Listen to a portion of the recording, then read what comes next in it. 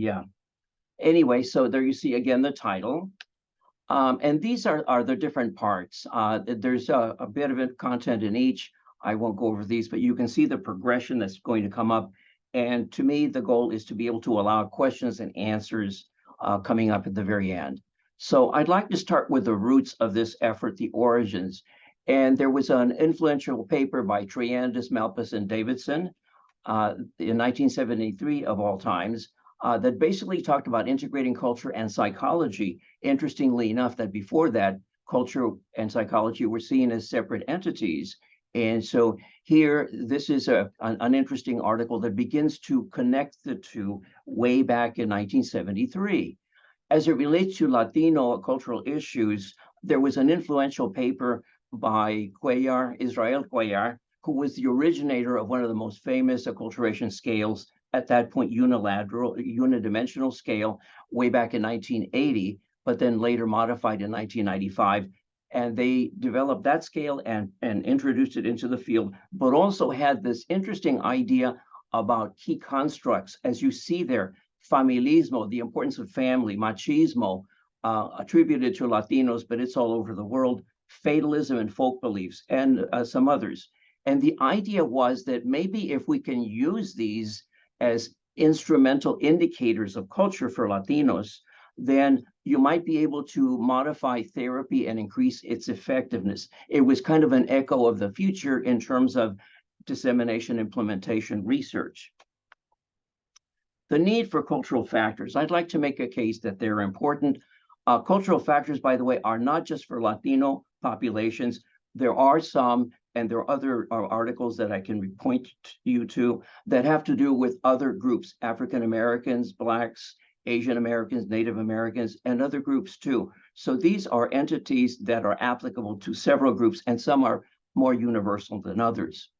I want to go into the fidelity adaptation dilemma in the sense that there were these two views, and interestingly enough, historically, colleague and friend Gil Votman put me in the same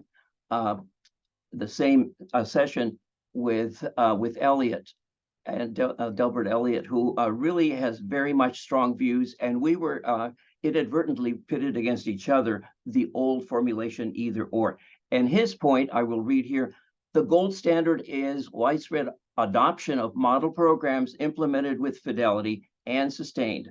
The call for a negotiated balance in fidelity adaptation has the potential for lowering the standard. It could easily backfire and undermine public confidence in scientific claims that we have programs that work.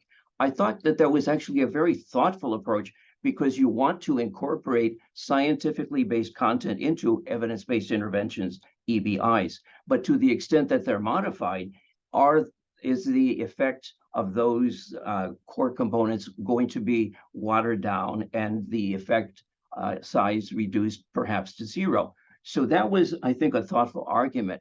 But then it was in contrast to the cultural adaptation approach, that what was needed is not only rigorous scientific content, but also focusing on making a fit with the community. And that was a missing element. The notion, in fact, that if community got involved, it might steer things away from the science was an interesting issue, but it also led to the problem of lack of adoption and implementation in communities because there was a lack of fit. So the fit was really important. And there, of course, in the early days, that was seen as a secondary argument because the science must come first. And I agree with that. The issue was that some interventions simply didn't mesh with community. That was a problem. Go forward to 2017, and here the idea was, why not integrate these two? They're both important. And so it emphasizes nuance and integration. And so the point was a need for more nuanced thinking about cultural adaptations, moving from the dichotomous either or perspective to an inclusive both and approach. And indeed, that was the resolution to this otherwise difficult conflict. I want to talk now about the notion of missingness of cultural factors. There were two events, one further back and one more recent, that I want to mention. These are the NIDA principles of effective drug abuse research. And in my early career, I was in the arena of drug abuse treatment. So these were important principles. For example, Effective treatment attends to multiple needs of the individual, not just his or her drug abuse. Yes. Remaining in treatment for an adequate period of time is crucial. Absolutely. And many drug addicted individuals also have other mental disorders, of course. But what was interesting is that none of those principles had any semblances of cultural issues. And although there were other accounts that African American, Latino, and other groups needed some special attention to make it relevant to them, that didn't catch on. So there was a missingness in these NIDA-approved principles. There was another more recent issue, and I want to say quite frankly, this is an excellent article, and the approach here is not to say there are problems with it. The only issue is there's a need to inform it further. Let's go to, just to mention 3 of the several 73, in fact, strategies that could be somehow addressed. These selected strategies, for example, address for readiness and identify barriers and facilitators. Early in the process, we do need to find out where there are problems in the evidence-based intervention. And so there's a description there that I won't read. Mandate change. There's got to be leadership that endorses and promotes the implementation, or the innovation or evidence-based intervention that needs to be put into effect, and then promote adaptability. Identify ways that clinicians can tailor the intervention. Again, that's talking about adaptation. But again, another point here, none of these strategic recommendations mentions or alludes to the utilization of cultural factors in the delivery of EBIs. So not to say that these 73 strategies are not useful, far from it, they're very useful, but they can be modified in ways that I'll show later that can make it more relevant to Latino populations.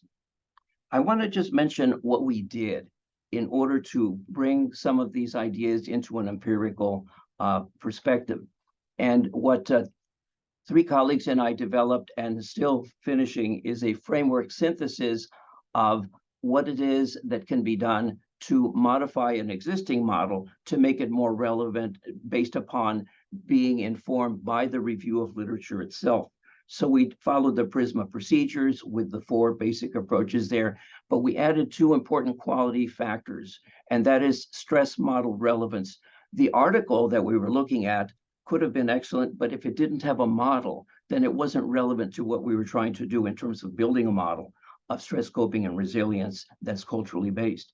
The second was Latinx cultural relevance. What does that mean? It had to be focused on with theory or other approaches that organized under a cultural lens the content. So these were 2 important factors that we felt were necessary for eligibility under the effort we wanted to do.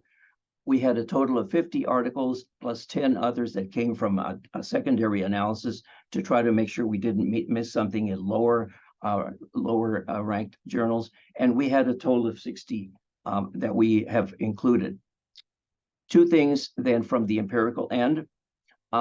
Exploratory thematic analysis. What we did, this is kind of the old-fashioned, let's just take a look by hand and see what we can find that has a cultural relevance in the discussion sections of those 60 articles. So for all 4, we divvied up the workload, 15 articles each to review, and then to bring forward to the group in a roundtable approach, with the idea that we would then look at them, assess them, and then say, yeah, that meets the standard of being what we would call a cultural factor. And so we did that, but there was a need also to be more thorough. And so part 2 is essentially the same thing, but with the benefits of a program, in vivo 12 it was, that would allow us to do a keywords in context approach. So we could then more thoroughly look for key factors based upon STEM words, just to see if there were variations in the content. Ultimately, I'll show you in just a bit what we found. A little bit about what a theme is, and most of you are probably quite familiar, but just to narrow it down, themes are abstract constructs and concepts. And then the interesting article by Ryan and Bernard says, How do you know you have one? Well, if it answers the question, what is this expression of what is this expression an example of? What is the core nugget that is in that narrative that tells you an important piece of the culture? And so these were then not only categories, but also became themes if they occurred in enough independently. The discussion sections that we identified, they're independent observations. So if we see something echoing across a certain number of times, that must be a theme in that area. So here, the theme consisted of a salient construct that emerges or is mentioned repeatedly within a field of inquiry.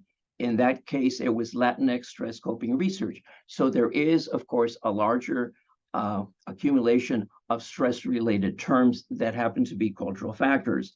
If we looked at another area, let's say family issues, we may find others that are a bit different, but there are some that will also overlap. So in summary, then, the salience or importance of the concept is what we're looking for in that field of inquiry.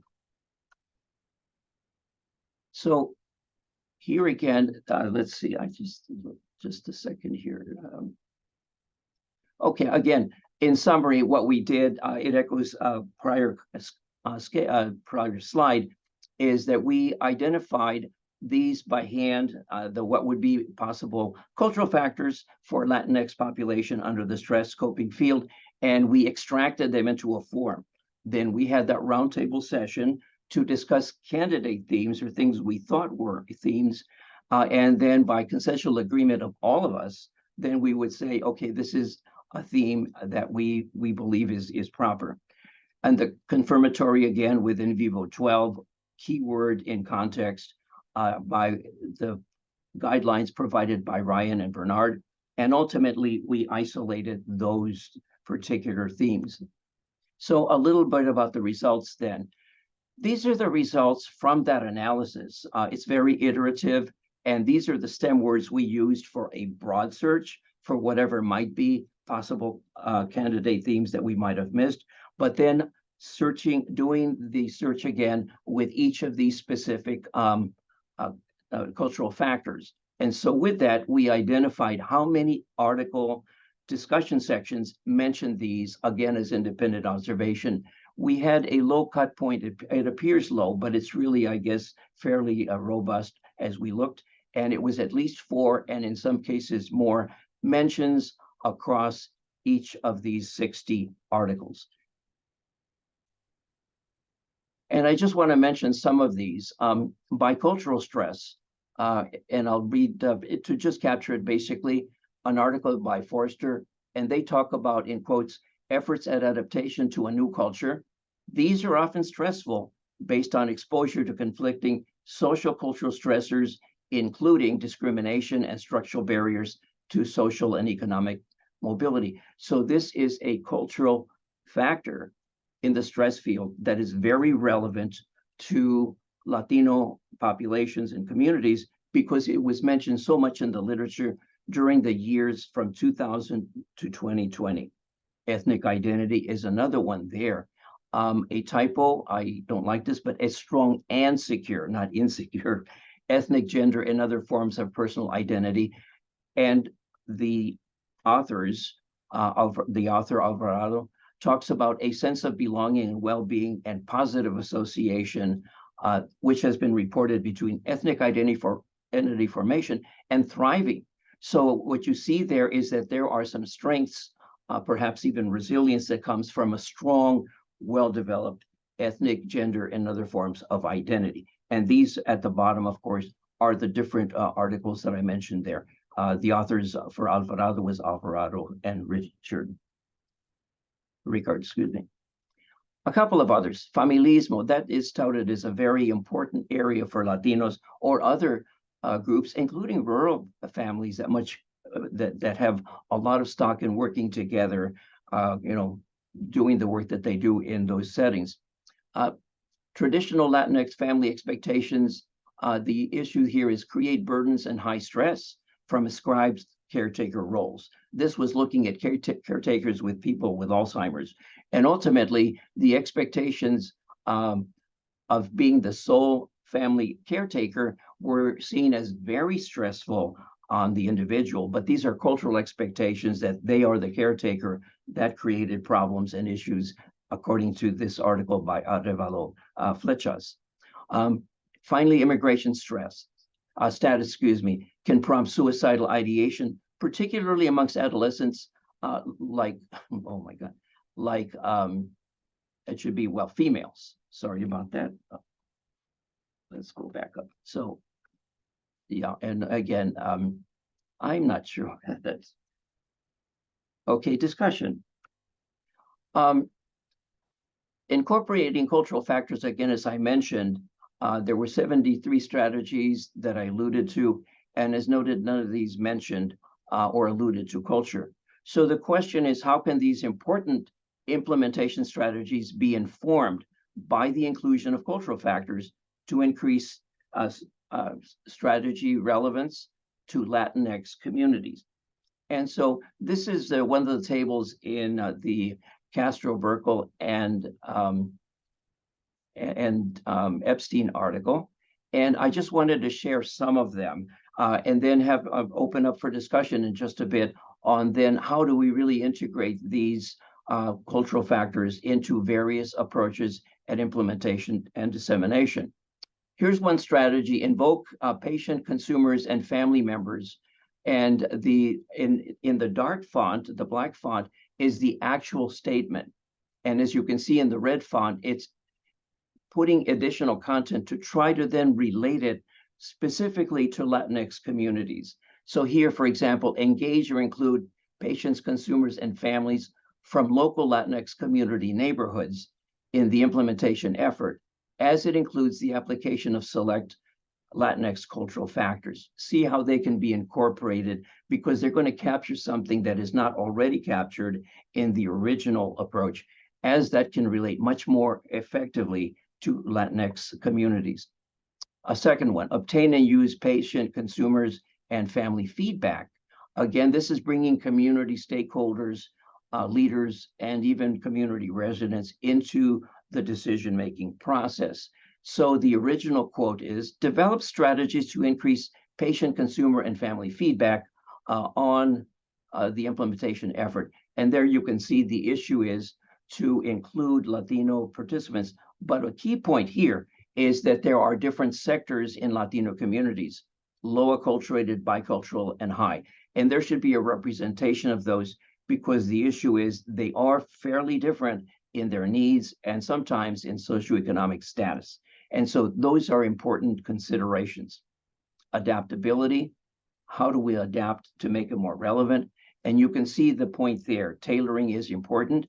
And we would add, and which must be modified or new modules added. If something is very much missing, a new module may be something that needs to be added to the evidence-based intervention to increase the intervention's cultural relevance for each of the major cultural sectors from local Latinx community. And finally, tailor strategies. There you can see the notion of addressing barriers and leveraging facilitators.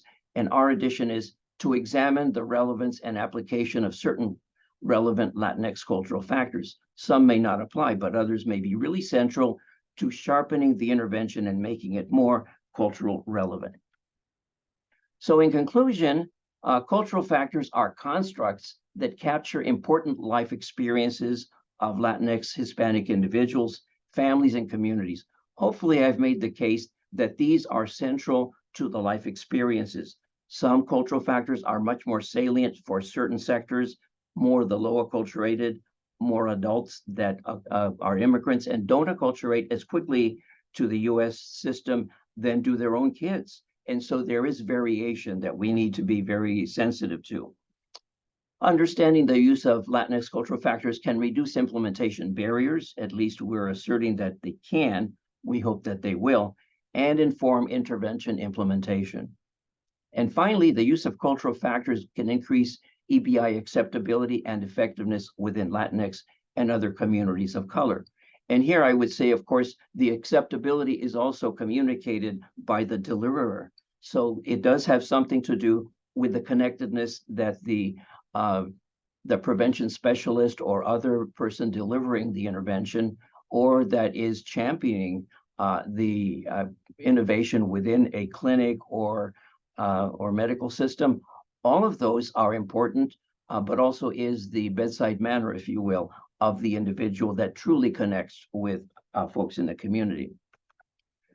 So that is my presentation, admittedly quickly, but now I would like to entertain questions that come up that then I can at least give my perspective on what I think the issue is. So Borsika, I guess I could then either stop share or simply leave them up in some way so we can go back to them if the slides are relevant to the question.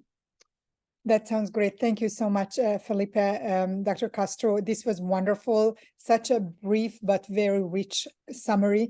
I'm going to let Russ continue facilitating the discussion, but I will leave it up to you whether you would like to have the slides up or see more of the faces.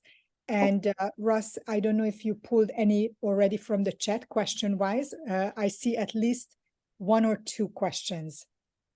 Yes, I do have. I've been tracking those. And again, a reminder to please enter those into chat. We'll kind of use that largely. Again, we want to keep this informal, so please feel to jump in, particularly if there are follow-up questions or I don't quite capture the issue or Felipe doesn't quite understand, but please do that. But one just logistical issue, assuming it's okay with Felipe, we definitely will make available a copy of the wonderful slides, and the references were just incredible. So thanks for that incredible synthesis of a lot of decades of research. Thank you, Russ. Felipe. Absolutely. And I was going to say, I hate typos. There's two I found there. I will send you the corrected version. All right, that's great. So one of the questions we had early on is there, from Bob Karunda, is there such a thing as cultural integration? And if so, how would you see that as related to cultural adaptation? Oh, I guess I would have to ask what I can venture to say what I think is cultural integration, but in what sense, or as you've said, Russ, often the context of that. It's a broad construct. I would wonder whether what perhaps the presenter, the question who made the question, could clarify that. I can see cultural integration, for example, when we've had more interracial marriages, where you have, and even in my own family and my wife's, where you have a Latina who has married into white non-minority person, Jewish person, African-American person. And so it's integrating these two approaches. As an example, one of our nieces not only celebrated and knew some of the rituals of Hanukkah, but also of Mexican Christmas. And so there you get these dual composite cultures, which I think is very enriching. So I don't know if that would be the sense by which cultural integration is being looked at, but it would have implications for adaptation. Absolutely. So Bob, did that cover your issue? Please feel free to unmute yourself and go in if you'd like further discussion, or that wasn't quite on point for what you wanted. Yes, thank you. I think it was quite on the spot, and I was thinking about it in relation to diffusion. If two different cultures are getting together, or maybe intermarriages, like he's saying, and then definitely there's kind of culture diffusion where one culture diffuses into the other, and couldn't that have implications on adaptations, or is there an aspect of power around there or something? Yeah, thank you. Yeah, absolutely. Well, thank you for clarifying. Yes, I think, well, the bicultural stress, which was mentioned as a cultural factor, would also begin to express itself in children that have two parents from different cultural backgrounds. I think that's where it takes the nuances of understanding and providing support for issues that may be they would be different patterns of belief. And yet I think integrating them is key, so that they are not necessarily seen as in conflict, such as the Fidelity adaptation. Really, it was a dilemma and conflict until it was resolved that they're both important, but then can you blend them and merge them into a hybrid that is really much more compatible with the lifestyle of the individual? But that goes for families, or even if there's something like that at the institutional level, conflicting cultural views, what do you do? Part of it is finding a hybrid. It may not always work, but it does have implications. Now, the issue is we have so many diverse, different patterns of cultural integration and fusion that it'll be interesting to see what can be done so that these are all better understood. But the goal really is compatibility rather than either or, pitting one against the other, which I think is not really the way to help integrate into two cultures, but rather it's kind of like, which side are you on, which I feel is not the most therapeutic approach. But I think there's a lot of work to do that. But on the other hand, we see much more of it. So there's a need to work with it and understand.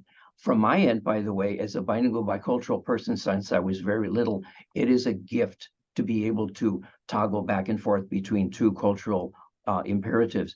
And I don't think that the conflicts are that great. You just need to know how to manage them. So yeah, thank you for your question. That's an interesting one. That's great discussion. Let's move on to another issue, if you will. And one of our questions from Ann Thackeray was, how do you see cultural and contextual adaptations as different? Are those similar or different? And what would be the implications for how you make those type of adaptations? Cultural versus contextual. Yes. Well, in some ways, a lot of the cultural factors can be seen as moderator variables. It depends how you model them. And so they may be providing a context. Let's take gender as the most simple. There are cultural issues that in more traditional cultures are very male-oriented. And then there are others, again, in traditional families, very female-oriented, based on separation of tasks or duties by gender. So that's a gender context. And then the culture, of course, might be what is the expectations, norms, approaches to what is considered good and okay, or what's not okay. So you've got this interesting blend. But if we try to disaggregate it, to what extent should certain things be seen solely in an either or gender culture? Only men should do this. Only women should do this. We see that as traditions begin to modify in a more modernistic context, some of these involve more of an androgynous or a back and forth male and female traits in the same person. It depends on the situation. Russ, again, it depends, right? So what I'm saying here is that in some ways, I guess the issue is to try to decompose these two constructs, but see how they actually can be blended together in the real world, so that we can understand what's the main effect, if you will, what's the moderator. In this case, as I mentioned, the moderator is gender, male, female. But are these things absolutely only one or the other, or can they be blended so that in the culture sense, it's okay to do certain things? In other sense, maybe certain things would not be okay, and there are still gender distinctions that should be made. So that's kind of a complex answer to a very interesting but complex series of two constructs. How do you work with them? That's great. Let me see first if Anne has any follow-up to that she'd like to do. And then I see Borsika has her hands up. And since we do have a nice turnout today, if you could try and raise your hand, I'd like to facilitate discussion if we can here among the group. As long as we keep on point to maximize the time we have with Felipe here. But Anne, why don't I see first if you want to follow up, and then we'll turn next to Borsika then. No, that was a great response, and I think enhanced with Borsika's response in the email. Thank you. Thank you. Thank you for the question. So, Felipe, I actually started to think about something based on Anne's question. When I think about cultural adaptations, often I think about them as an individual level adaptation. but then your contextual adaptations would be multi-level. So how do you kind of put this together of, cultural adaptations and then the multi-level context, or how do you think of that? That is an interesting question. I will share with you that I think of adaptation. Little known, I was actually in training to be a psychotherapist. And I think in individual therapy, there's a lot of adaptation, because what might be an approach to their presenting problem, or whether it's kind of existential, very broad, or behavior therapy to try to change certain targeted behavior, there is always this individual issues around how it fits them. And it's a therapist's job to get it done while adjusting, sometimes session by session, to the needs of the client. Now that's at the individual level. Well, what about groups? Now groups, you've got a variety of clients, but like in drug treatment therapy, where you have group as well as individual, there, the unit of analysis to some extent is the group. So how do you help the group as a whole go in the right direction, given the need to adapt? And ideally, the group isn't so heterogeneous that it's very impossible to do anything, because it'll help some but not others. So there's a need to kind of homogenize them to some extent. But I think at the group level, and even more so at the institutional level, you've got some variations there within group variation. How do you then do the same thing, but then be sensitive to the variations within the group? For example, when we were working with churches, what we found when we were doing cancer prevention with churches here in the Phoenix area, the Catholic churches were huge, 2,000, 3,000 members. And then the more Protestant churches were really tiny. Some had 50 or 100.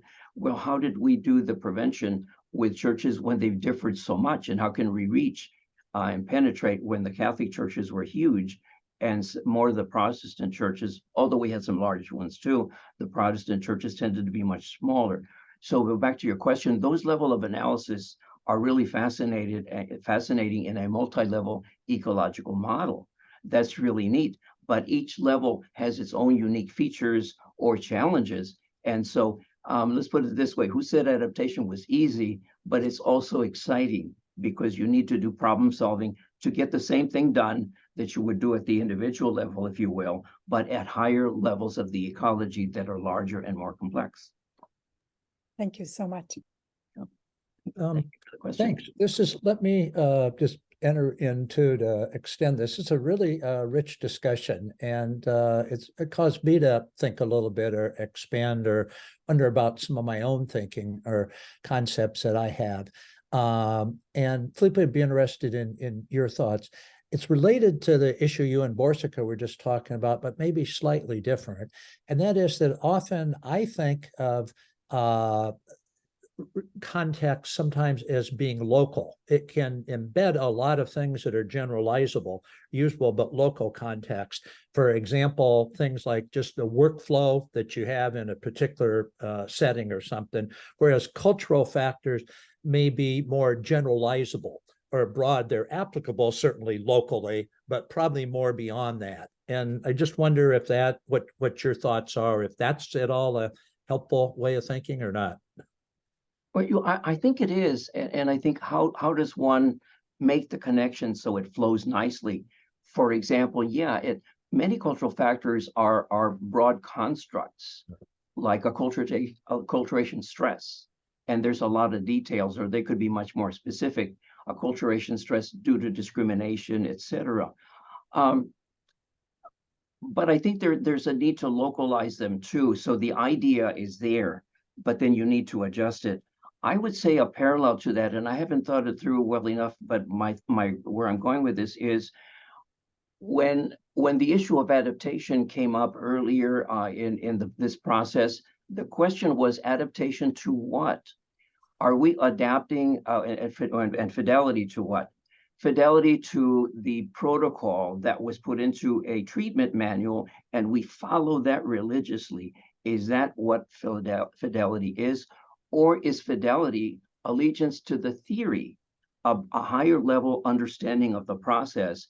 And therefore, we want to make sure we're true to the process, because if the theory works to lead to something, we need to follow that. And I think the basic notion was we need to have higher fidelity to the theory or the overarching approach, the mechanism that we believe is working, versus a treatment manual that could have missed the boat in many areas. And so, because it would be too rigid, and sometimes if it wasn't responsive culturally, it's not going to be a very good intervention because it misses so many cultural issues. Now, so that's my thinking, but I'm not sure if that's quite answering your question.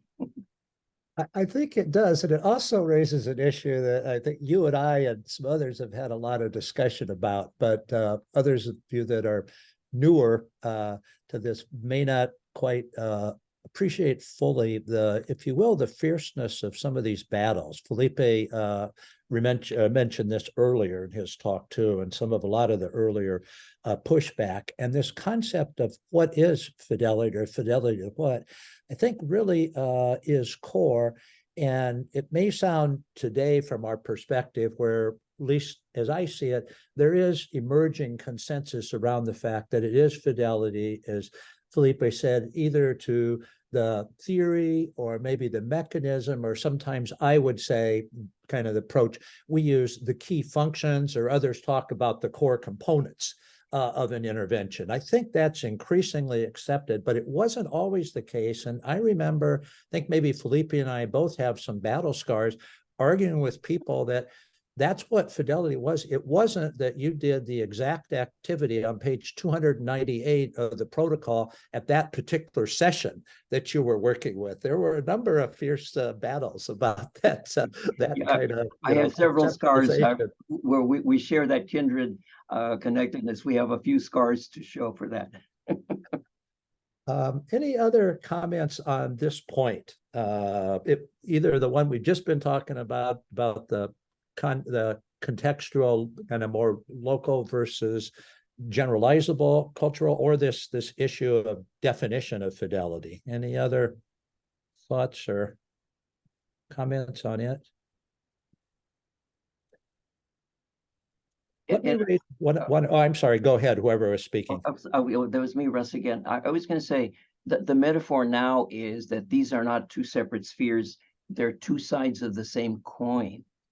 They are integrated more than we were led to believe when the issue was framed as an either or proposition, which is where the Mejia and others article began to say, and they've captured what was developing in the field.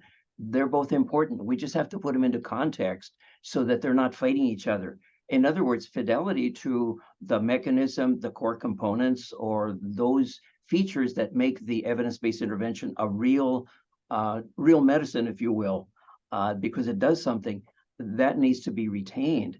But the adaptation is also the notion that if it's not really central, if there are pieces that are not central to the intervention are getting in the way, we can modify them so that they make sense to the consumer. For example, low literacy Latino group, they're not going to be able to understand some of these, higher level ideas, but the same idea can be given to them in words that they can understand. So we're doing fidelity to the idea, but also adaptation to the needs of lower literacy clients. And so so those are the two sides of the same coin.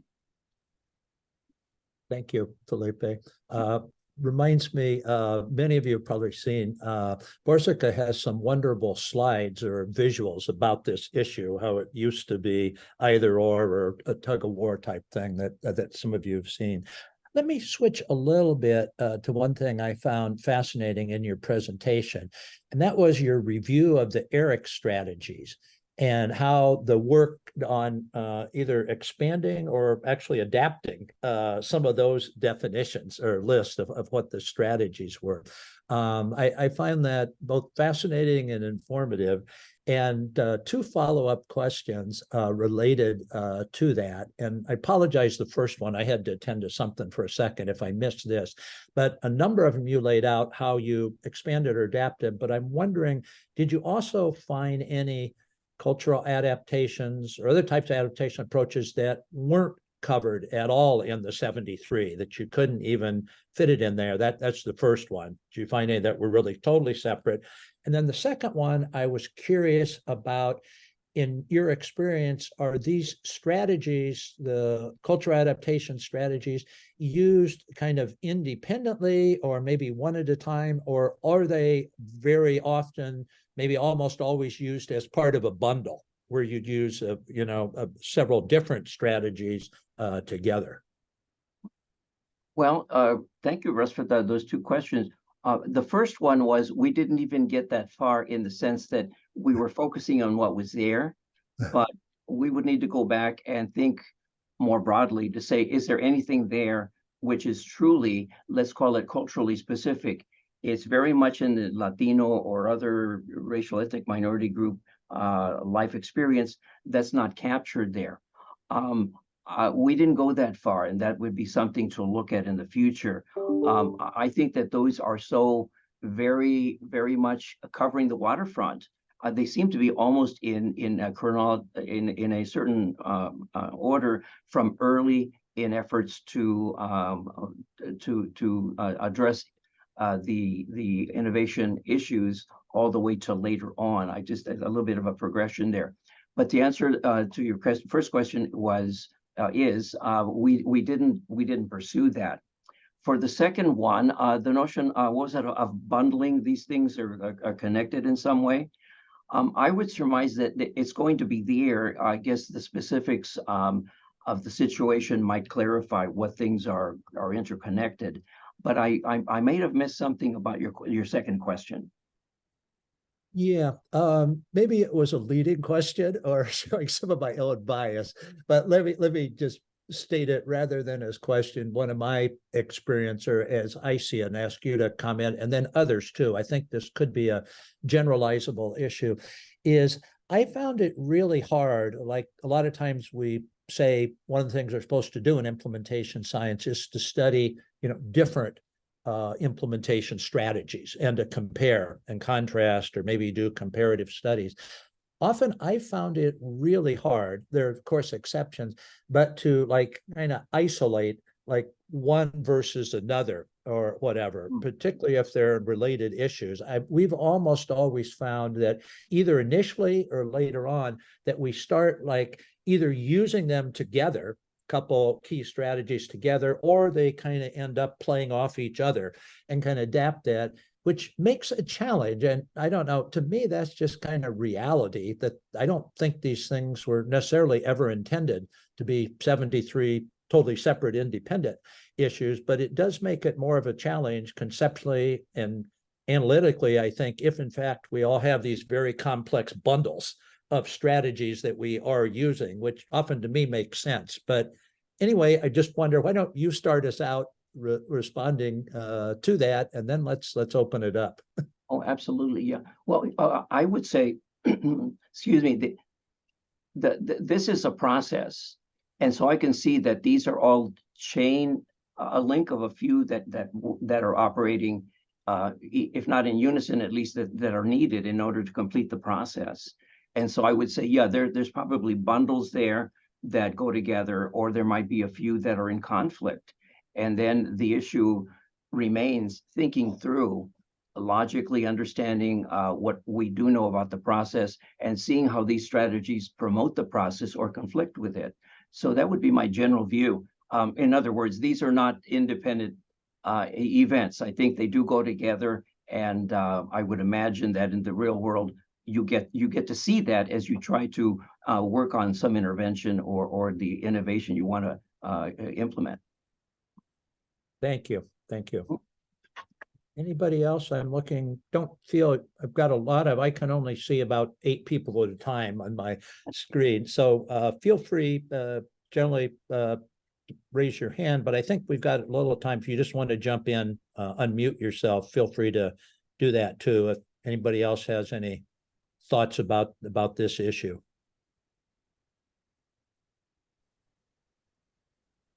I have another question based on the discussion on fidelity, and if we were thinking of kind of this allegiance to theory alongside cultural adaptations. So would you consider like a fidelity checklist, if we have one, and cultural adaptations to be something to the extent of asking, was the value of family included? And kind of a yes or no, or how, to what degree would that represent fidelity to you if we had made some cultural adaptations? Or have you looked into anything like that? So kind of a generalized list to say, hey, we had some fidelity to addressing cultural needs alongside the intervention we were giving. I don't know. Does that make sense? I think it does. And let me mention an excellent paper by Guillermo Bernal in a special section of Prevention Science 2017. And one of the points he makes, and it does go back to the allegiance of theory, the question is the theory also relevant to the identified population? As an example, if the theory is very westernized, and this is a very traditional Eastern population or group, there may be some values, approaches, assumptions that will not fit well. So allegiance to the theory also has to question, is the theory in any way relevant? That said, there are instances where, because the modernization of the world, there are instances where different cultural approaches due to modernization are understood by people that are very in another part of the world. So there are some the interesting confluence between archaic, traditional ways of thinking and modernized, progressive, and in some ways very changeable. But my point is, consider the theory first. If it's really off target, then allegiance to the theory is not going to help that much when it's in conflict with the target audience. Thank you. Borsika, I'm going to turn it over to you, kind of facilitate here, and I know we're getting close to the top of the hour to do that, but I'm just wondering if you caught any things else in there, or you want to raise any other issues. Well, I wanted to just collect any missed comments. One of them, Lydia, I don't know if you already elevated your comment. I will just read it so Felipe doesn't miss it. Thanks for the paper and the presentation. Just want to point out that your paper was essential for a scoping review on adaptations in nurturing care interventions that we are working on right now. It helped us to discuss the importance and need of cultural adaptations. So just wanted to have that shout out known. And then there is one question from James Lee. And James, are you in a position to ask that yourself, or would you like me to just read it? I can ask myself. Please. And thank you, Dr. Castro, so much for your work. Your work has been very influential in my own work in cultural adaptation work in autism.